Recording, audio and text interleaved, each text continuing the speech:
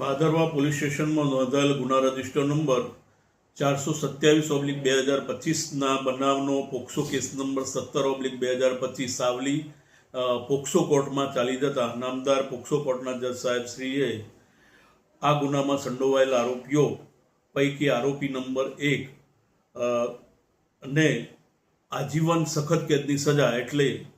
કુદરતી રીતે મૃત્યુ ન થાય ત્યાં સુધીની સજાનો સખત કેદનો હુકમ ફરમાવેલ છે તથા ₹15,000નો દંડ ફટકારેલ છે તથા આ કામમાં સંડોવાયેલ બીજા આરોપી નંબર 2ને 20 વર્ષની સખત કેદ તથા ₹10,000નો દંડનો હુકમ કરેલ છે. આ બનાવમાં આ કામની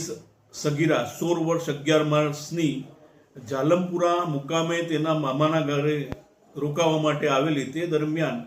આ આરોપી નંબર 1 રાહુલ જગદીશભાઈ ભોઈ રહેવાસી જાલમપુરા તાલુકો સાવલી તથા આરોપી નંબર 2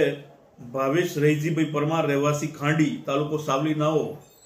સગીરાના પરિચયમાં આવેલા અને તેણી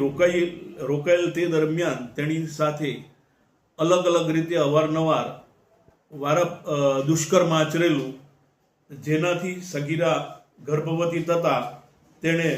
પોતાની ગર્ભાવસ્થા છુપાવેલી અને તેના મા બાપે પણ આ ગર્ભાવસ્થા છુપાવેલી અને પૂરા મહિને બાળકને જન્મ આપેલો, જે બાળકને તેના ઘરની બહાર ત્યજી દેતા પોલીસને ખબર પડતા પોલીસ તપાસમાં આખો બનાવ બહાર આવેલો અને જે કામે નામદાર કોર્ટમાં કેસ ચાલી જતા નામદાર કોર્ટે સખત સજાનો હુકમ ફરમાવેલ છે. આ કામમાં ભોગ બનનાર પીડિતાને ડિસ્ટ્રિક્ટ લીગલ સર્વિસ ઓથોરિટી દ્વારા ₹7 લાખનું વિક્ટિમ કોમ્પન્સેશન ચૂકવવા